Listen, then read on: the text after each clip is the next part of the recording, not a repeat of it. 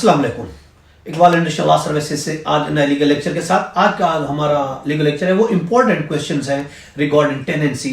टेनेंस के हवाले से हम कुछ इंपॉर्टेंट क्वेश्चन जो है वो डिस्कस कर रहे हैं आज के लीगल लेक्चर में। देखिए, पहली बात तो ये याद रखें, किराएदारी जो टेनेंसी है वो किसी भी लिमिट की हो सकती है।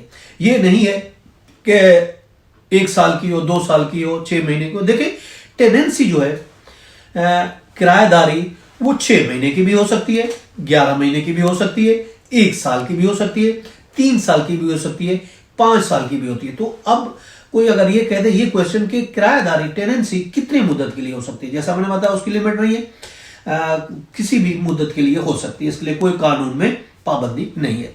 दूसरा सवाल, क्या इसकी रजिस्ट्रेशन जरूरी है? देखिए, उसकी रजिस्ट्रेशन जरूरी नहीं है उस सूरत में अगर वो टेनेंसी एग्रीमेंट 1 साल से कम का है, 11 महीने का है, 1 साल से कम का है, तो फिर उसकी रजिस्ट्रेशन जरूरी नहीं है। हाँ, अगर 1 साल से ज्यादा होगा तो फिर उसकी रजिस्ट्रेशन भी हमें करानी पड़ेगी रजिस्ट्रार के पास। अब क्या गैर रजिस्टर्ड किराएदारी वैलिड है? ऑफ कोर्स, गैर रजिस्टर्ड अगर हम नहीं कराते तो ऑफ कोर्स जैसा मैंने बताया लॉ में रिक्वायरमेंट तब है अगर 1 साल से ज्यादा की टेनेंसी है। अगर कम है तो उसके लिए फिर जरूरी नहीं है, तो वो वैलिड होगी। आप रेंट कंट्रोलर से या फिर उससे नोटरी पब्लिक से उसको अटेस्ट करवा सकते हैं। 1 साल से कम वाला नोटरी पब्लिक या रेंट कंट्रोलर से ऑफ कोर्स हम उसको अटेस्ट करवा सकते हैं।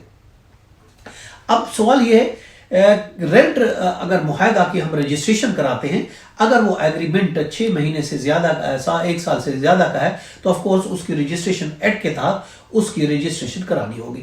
अब क्वेश्चन ये होता है उस रजिस्ट्रेशन का खर्चा कौन बर्दाश्त करेगा? ये बड़ा इंपॉर्टेंट क्वेश्चन है। अगर हम कानून की बात करते हैं तो इसके लिए कोई स्पेसिफिक कानून नहीं है, ना तो रजिस्ट्रेशन एक्ट में है और ना ही टेनेंसी के किसी भी सूबे की या किसी भी लॉ जो है टेनेंसी की जितने भी ले है लॉ है ना, उनमें कहीं ये मेंशन है कि अगर रेंट एग्रीमेंट रजिस्टर्ड होगा तो उसकी फीस कौन पे करेगा।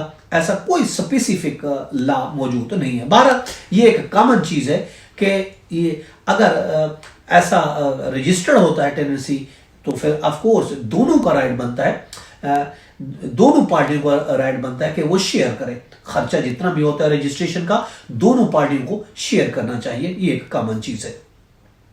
अब रजिस्ट्रेशन चार्जेस कितने होते हैं? देखिए, रजिस्ट्रेशन चार्जेस मुख्तलिफ हो सकते हैं। ये वक्त के साथ साथ गवर्नमेंट हर साल इसको रिवाइज करती है।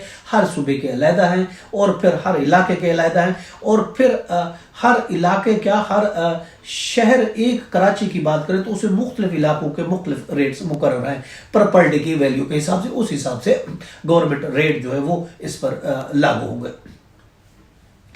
अब अगर हम रजिस्टर नहीं कराते तो ऑफ कोर्स उसके लिए हम एग्रीमेंट एक बनाएंगे और एग्रीमेंट जो होगा वो स्टैम्प पेपर पर तारीख होगा, जो उस वक्त की एक वैल्यू होगी। 500 रुपया है, 200 रुपया है, जो जितनी वैल्यू होगी उसी साल के हिसाब से वो हम स्टैम्प पेपर परचेज कर सकते हैं। स्टैम्प पेपर परचेज करके उस पर हम एक टेनेंसी एग्रीमेंट बना लेंगे अगर वो रजिस्टर्ड नहीं हो रहा। अगर रजिस्टर होगा तो ऑफकोर्स फिर तो रजिस्ट्रेशन एक्ट के तहत उसकी रजिस्ट्रेशन करानी होगी और उसी के मुताबिक उसकी फीस पे होगी। ये था हमारा आज का लीगल लेक्चर। इसके साथ इजाजत दीजिएगा, फिर मिलेंगे। Have a nice day. अल्लाह हाफ़िज़।